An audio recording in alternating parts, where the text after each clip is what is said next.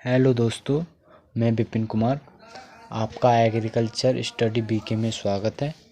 आज हम इस वीडियो में यूपी कैटेट और बीएचयूआर और आईसीआर से जो इंट्रेंस एग्ज़ाम होते हैं उसमें जो एग्रोनॉमी से क्वेश्चन पूछे जाते हैं, आज हम उन क्वेश्चनों की बात करेंगे जो कि हर एक वर्ष एग्रोनॉमी से काफ़ी क्वेश्चन पूछे जाते हैं। तो हम वीडियो शुरू करते हैं। तो वीडियो शुरू करने से पहले जो हमने हॉर्टिकल्चर मतलब पशुपालन के जो क्वेश्चन कराए हैं उसकी लिंक हमने डिस्क्रिप्शन बॉक्स में दे रखी है, आप वहां से भी देख सकते हैं। तो हम वीडियो शुरू करते हैं। तो वीडियो प्रश्न नंबर 1 है हमारा कि धान में गंधी कीट का प्रकोप किस समय अधिक होता है।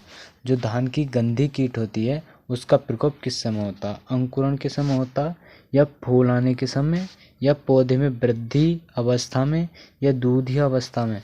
तो जो गंधी कीट का जो प्रकोप होता है वो दूधी अवस्था में होता है, जबकि दाने में दूध पड़ता है तो उस समय जो है ये गंधी कीट उसके रस को चूस लेती है, तो उसके कारण ये उस अवस्था में होता है, दूधी अवस्था में। ऑप्शन नंबर डी सही है इसका। अब बात करते हैं प्रश्न नंबर 2 की। प्रश्न नंबर 2 है बेबीलोव के अनुसार धान का उद्भव स्थान कहाँ है। जो मतलब बेबीलोव वैज्ञानिक है उसके अनुसार धान का उद्भव स्थान कौन सा है? वो अमेरिका है, या ब्राज़ील, या भारत बर्म, या इंडोनेशिया।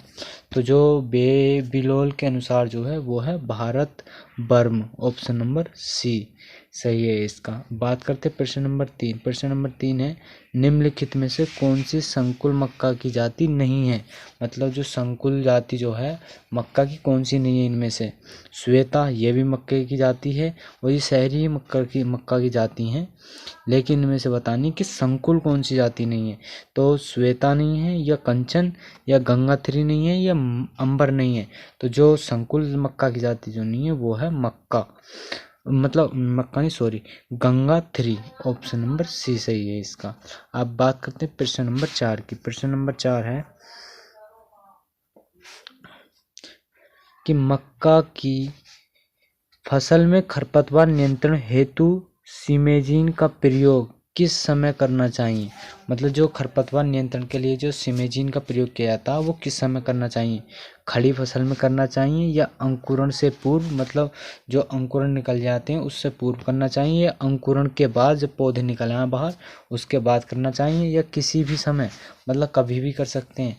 नहीं, तो हम जो इसमें खरपतवार नियंत्रण के जो सिमेजीन का प्रयोग जो किया जाता वो किया जाता अंकुरण से पूर्व, मतलब जो किले होते हैं उन किले के निकलने से पहले पहले उसका प्रयोग किया जाता। अब बात करते हैं प्रश्न नंबर 5 की।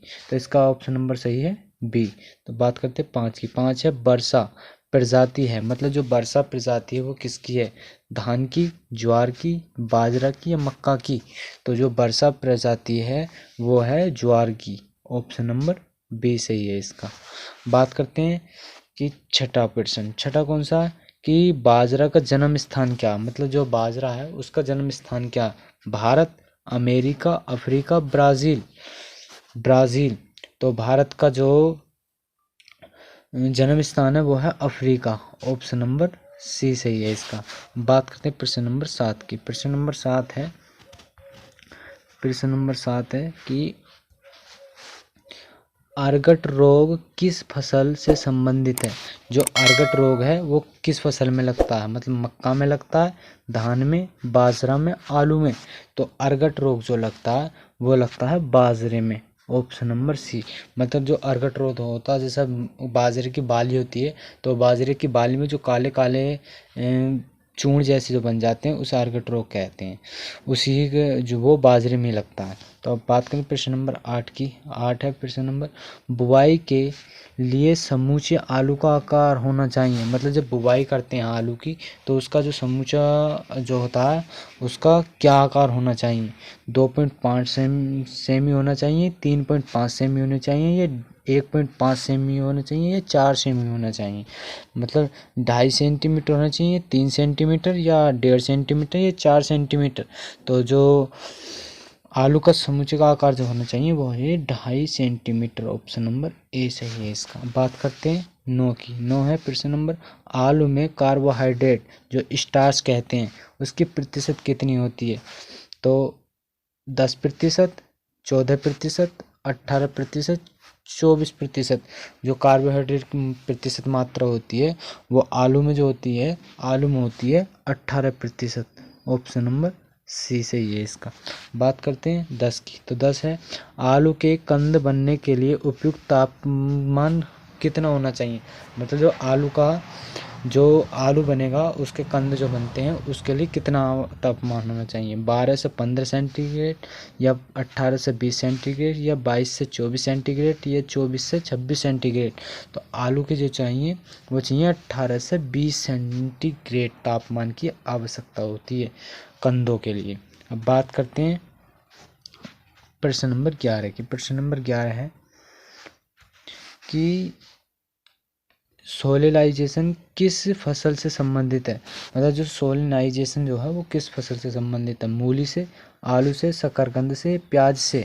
तो जो वो है आलू से, सोलेनाइजेशन आलू से। ऑप्शन नंबर बी सही है इसका। बात करते 12 की। 12 है मृदा में उपस्थित बालू, सिल्ट तथा चिकनी मिट्टी की सापेक्ष प्रतिशत मात्रा कहलाती है?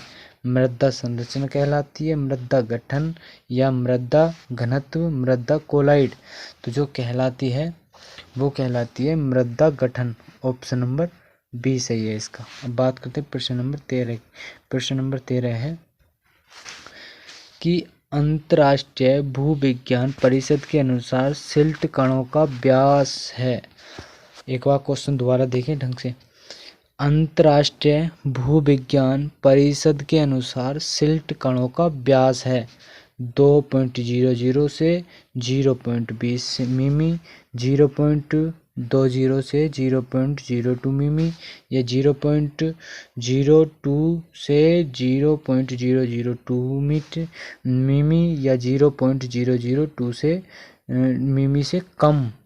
तो जो अंतर्राष्ट्रीय भू परिषद के अनुसार सिल्ट कणों का जो आकार होता है वो होता है 0.02 से 0.002 मीटर। ऑप्शन नंबर सी सही है इसका। अब बात करते हैं 14 की। कपास की फसल के लिए उपयुक्त मृदा कौन सी होनी चाहिए? दोमट, लाल मृदा, काली मृदा, या चिकनी मृदा। तो कपास के लिए जो मृदा होती है वो होती है काली मृदा। Option number C. बात करते हैं प्रश्न नंबर 15 की। प्रश्न नंबर 15 है कि दो फसलों के बीच में कम समय में ली जाने वाली फसल क्या कहलाती है? मतलब दो फसल एक साथ लेने पर उनके बीच में अगर कोई अन्य फसल ली जाए तो वो फसल क्या कहलाएगी? तो सहायक फसल कहलाएगी, सहचर कहलाएगी, या नकदी फसल, या अंतर्वर्ती केंच फसल कहलाएगी? तो वो फसल कहलाएगी अंतर्वर्ती केंच फसल। Option number D. बात करते हैं 16 की। 16 है टिट्रिकम एस्टिवम में गुणसूत्रों की संख्या कितनी होती है? 21। मतलब जो गेहूं में गुणसूत्रों की संख्या जो होती है वो कितनी होती है? 21, 42, 46, 40। तो उसमें जो होती है वो होती है 42 गुणसूत्रों की संख्या होती है। ऑप्शन नंबर बी सही है इसका। बात करते हैं प्रश्न नंबर 17। प्रश्न नंबर 17 है कि गेहूं में करनाल बंटन का कारण क्या है? जो गेहूं में करनाल बंटन जो लगता है उसका कारण क्या है? जीवाणु, विषाणु, फफूंदी, या सूत्रकृमि। तो जो कारण जो है वो है इसमें फफूंदी। Option number C. बात करते हैं 18 की। 18 किस फसल में न्यूनतम नाइट्रोजन की आवश्यकता होती है? मतलब कम नाइट्रोजन की आवश्यकता होती है? मक्के में, गन्ना में, तंबाकू में, मूंगफली में। तो जो कम और नाइट्रोजन की आवश्यकता होती है वो होती है मूंगफली में। ऑप्शन नंबर डी सही है। बात करते हैं 19 की। 19 है चने का वैज्ञानिक नाम क्या?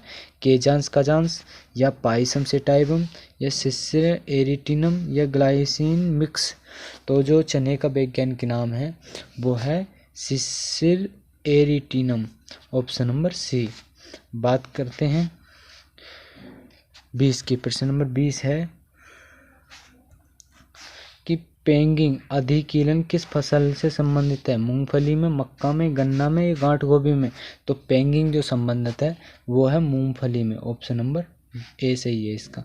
अब बात करते हैं किसकी? लोहिता। लोहिता जो है प्रजाति है सूरजमुखी की, सोयाबीन की, कपास की, चना की। तो वो प्रजाति है कपास की, लोहित। Option number C. बात करते हैं 22 पके हुए गन्ने में विक्स प्रतिशत कितनी होती है, मतलब जो पका हुआ गन्ना होता है उसमें शक्कर की मात्रा कितनी होती है? 10%, 14%, 17%, 21%। तो उसमें होती है 17%, ऑप्शन नंबर सी। बात करते हैं 23 है, गन्ने में अर्धशाली फसल की बुवाई का समय क्या होता है? अक्टूबर, फरवरी, अप्रैल, जुलाई। तो जो अर्धकालीन फसल की बुवाई का जो समय होता है वो होता है जुलाई, ऑप्शन नंबर डी। बात करते हैं प्रश्न नंबर 24 की। प्रश्न नंबर 24 है कि प्राइमिंग किस फसल से संबंधित है? चना से, कपास से, तंबाकू से, मटर से। तो प्राइमिंग संबंधित है और तंबाकू से, ऑप्शन नंबर सी। बात करते हैं 25 की। 25 है, बरसीम की फसल में राइजोबियम बैक्टीरिया पाया जाता है, मतलब तो राइजोबियम फेजियोली या राइजोबियम लेगुमिनोसम या राइजोबियम थेनोनिकस या राइजोबियम टाइफोफिलियाइस।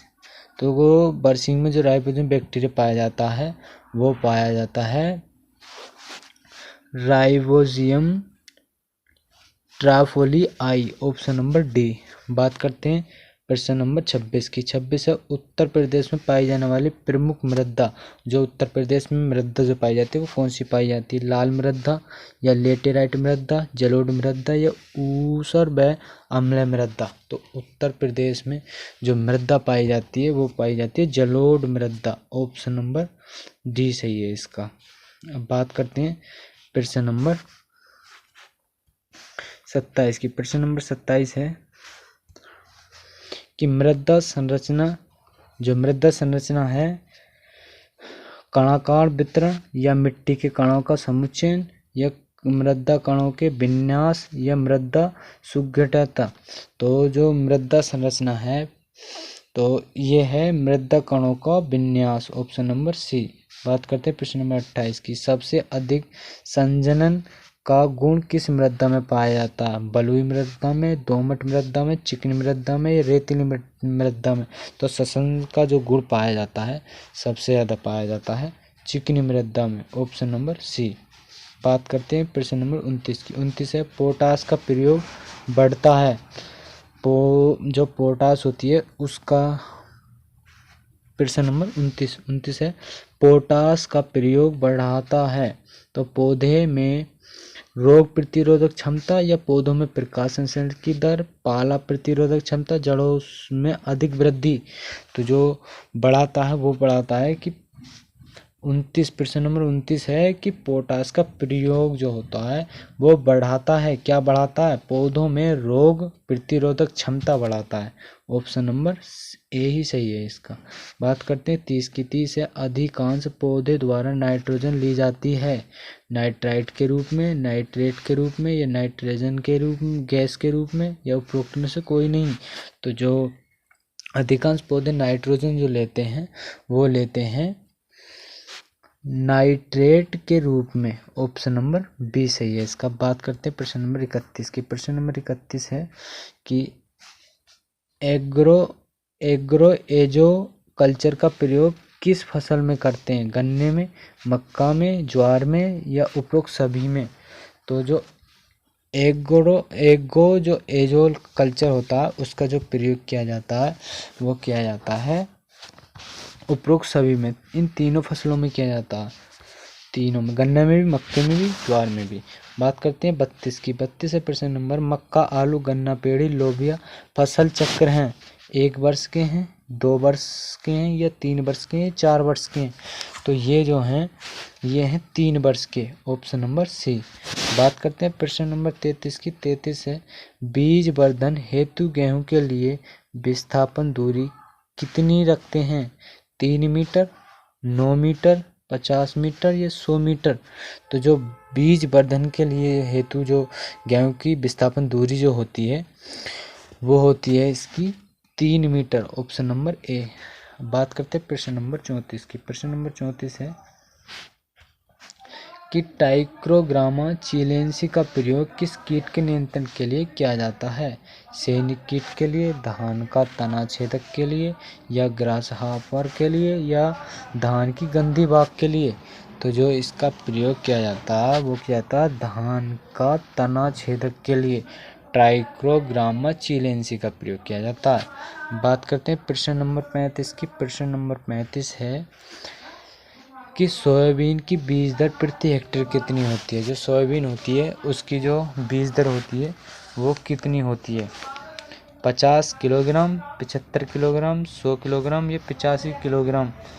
तो इसकी जो बीज दर होती है वो होती है 75 किलोग्राम, ऑप्शन नंबर बी। बात करते हैं 36 प्रश्न नंबर की। तो रबी मक्का के लिए सर्वोत्तम संकुल जाति कौन सी है, कंचन, गंगा 5, मंजरी या प्रोटीना। तो जो रबी मक्का के लिए सर्वोत्तम जो संकुल जाति जो होती है वो होती है मंजरी, ऑप्शन नंबर सी। बात करते हैं प्रश्न नंबर 37 की। 37 है कि चंद्रा, चित्रा, कौशल प्रजाति हैं कपास की है या मूंगफली की है, सोयाबीन की है, अरहर की है। तो जो प्रजाति जो है ये प्रजातियां हैं मूंगफली की, ऑप्शन नंबर बी सही है इसका। बात करते हैं प्रश्न नंबर 38 की। प्रश्न नंबर 38 है कि उच्च रक्तचाप व हृदय रोगी के लिए लाभदायक तेल है सरसों का तेल, सूरजमुखी का तेल, सोयाबीन का तेल या तिल का तेल। जो उच्च रक्त वाले चाप जो होते हैं, जो मतलब हृदय के रोगी जो होते हैं, उनके लिए कौन सा तेल उपयुक्त रहता है, तो वो रहता है सूरजमुखी का, ऑप्शन नंबर बी। बात करते हैं 39 का। 39 है अच्छे गुण वाली कपास में काउंटम की संख्या की होती है। मतलब जो अच्छे गुण वाली कपास की होती है उसमें काउंटन की संख्या कितनी होती है, 25 से कम होती है, 25 से 35 होती है या 40 से 45 होती है, 50 से अधिक होती है। तो उसमें होती है 40 से 50 संख्याएं होती हैं, ऑप्शन नंबर सी। बात करते हैं प्रश्न नंबर 40 की। 40 है कपास का सबसे हानिकारक कीट कौन सा है। जो कपास में सबसे हानिकारक कीट जो होता है वो कौन सा है, कपास का गुलाबी कीट या पत्ती लपेटने वाली सुंडी या चितकबरी सुंडी या हरा तेल। तो जो सबसे हानिकारक कीट होता है, भयंकर जो होता है, वो होता है कपास का गुलाबी कीट, ऑप्शन नंबर ए। बात करते हैं प्रश्न नंबर 41 की। प्रश्न नंबर 41 है कि उत्तर प्रदेश में किस तंबाकू के अंतर्गत सबसे अधिक क्षेत्रफल है, सिगरेट, हुक्का, बीड़ी, खाने वाला। तो जो उत्तर प्रदेश तंबाकू सबसे अधिक क्षेत्रफल जो है वो किसका है, वो है खाने वाले का, ऑप्शन नंबर डी। अब प्रश्न नंबर 42 है मृदा की सबसे ऊपरी संतह है ए स्तर, ब स्तर, स स्तर, उपरोक्त में से कोई नहीं। तो जो सबसे ऊपर की स्तर जो है वो है ए स्तर, ऑप्शन नंबर ए। तो जो अगर वीडियो अच्छी लगी हो तो वीडियो को लाइक ज़रूर करें और जो हमारे चैनल पर नए हो चैनल को जरूर सब्सक्राइब कर लें। तो बात करते हैं प्रश्न नंबर 43। प्रश्न नंबर 43 है कि निम्नलिखित में से कौन सा कथन असत्य है। तो ऑप्शन नंबर ए है विश्व में सबसे अधिक क्षेत्रफल पर गेहूं की खेती की जाती है। दूसरा है भारत में सबसे अधिक क्षेत्रफल पर धान की खेती की जाती है। तीसरा है भारत में प्रति हेक्टेयर गेहूं उत्पादन में हरियाणा का प्रथम स्थान है। और चौथा है उपरोक्त सभी कथन सत्य हैं। क्या जो सभी दे रखे हैं वो सही हैं। तो जो इसमें है वो ऑप्शन नंबर डी सही है कि जो ऊपर दे रखे हैं वो सही हैं सब। बात करते हैं प्रश्न नंबर 44 की। 44 है निम्नलिखित में से कौन सी फसल तीनों ऋतुओं में उगाई जा सकती हैं, मटर व सोयाबीन, आलू व अरहर, मक्का व सूरजमुखी, मक्का व अलसी। जो तीनों मौसम में उगाई जा सकती हैं तो वो हैं मक्का व सूरजमुखी, ऑप्शन नंबर सी। बात करते हैं प्रश्न नंबर 45 की। प्रश्न नंबर 45 है कि ज्वार, बाजरा व धान में किस प्रकार का फल पाया जाता है। तो सिकुबा का या कैरियोपिस का या लेमोनन का या कोई नहीं। तो ज्वार, बाजरा व धान में जो फल पाया जाता है वो किस प्रकार का होता है, वो होता है कैरियोपिस का, ऑप्शन नंबर बी। सही है इसका। बात करते हैं 46 की। 46 में है, गेहूं के अंकुरण के लिए इष्टतम तापमान कितना होता है? 16 से 18 सेंटीग्रेड या 20 से 22 सेंटीग्रेड, 25 से 28 सेंटीग्रेड या 30 से 32 सेंटीग्रेड? तो वो होता है इसके लिए 20 से 22 सेंटीग्रेड तापमान इष्टतम होता है। बात करते हैं 47 की। 47 है कि निम्न में से कौन सा दीर्घदीप्तीय कालीन पौधा है? सोयाबीन, मूंगफली, मूंग, जौ। जो दीप्तिकालीन है वो है जौ, ऑप्शन नंबर डी। बात करते हैं प्रश्न नंबर 48 की। प्रश्न नंबर 48 है, प्रश्न नंबर 48, 50 किलोग्राम अरहर के बीज को बवास्टीन में उपचारित करने के लिए कितनी दवा की आवश्यकता होती है? मतलब जो 50 किलोग्राम अरहर का बीज है उसके लिए बवास्टीन से उपचारित करना है तो उसे कितने ग्राम दवा की आवश्यकता होगी? तो पहले है 250 ग्राम, 250 ग्राम, 125 ग्राम, 200 ग्राम या 75 ग्राम। तो जो उसके लिए आवश्यकता होगी वो होगी 125 ग्राम, ऑप्शन नंबर बी। बात करते हैं प्रश्न नंबर 49 है कि निम्न में से कौन सी पर परागित फसल है? मतलब कौन सी पर परागित फसल है? अरहर है, चना है, मक्का है या गेहूं है? तो पर परागित जो फसल है वो कौन सी है? तो वो है मक्का, जो अपना पर परागण करती है, ऑप्शन नंबर सी सही है। अब बात करते हैं प्रश्न नंबर 50 की, जो हमारा वीडियो का लास्ट क्वेश्चन है और इसका पार्ट 2 हम जल्दी अपलोड करेंगे। तो किस पीएच मान पर फास्फोरस की उपलब्धता अधिक होती है? 5 से 6 पीएच मान पर या 6 से 7 पीएच पर या 7 से 8 पीएच पर या 8 से 8.5 पीएच पर? तो जो फास्फोरस की उपलब्धता अधिकतमता होती है वो होती है 6 से 7 पीएच पर, ऑप्शन नंबर बी। बात करते हैं प्रश्न नंबर 51 की। प्रश्न नंबर 51 है जो कि आपके लिए कमेंट में आंसर दे के बताना है। पौधे का जो पौधा होता है, पौधे का प्रजनन अंग कौन सा है? पौधे का प्रजनन अंग कौन सा है? आपको कमेंट में जाकर ये लिखकर और बताना है ये क्वेश्चन, प्रश्न नंबर 51। तो हम इसको अगले वीडियो पार्ट 2 में हम इसको सॉल्व करेंगे, सॉल्व करके आपको बताएंगे। और हम इन वीडियो के ख़त्म हो जाने के बाद जैसे जैसे ये क्वेश्चन पूरे हो जाते हैं तो हम मॉडल पेपर शुरू करेंगे और यूपी कैटेगरी में वो आपके लिए बहुत ही महत्वपूर्ण क्वेश्चन रहेंगे क्योंकि उनसे ही पेपर फंसने के चांस हैं। तो हम मिलते हैं अगली वीडियो में, जब तक के लिए बाय।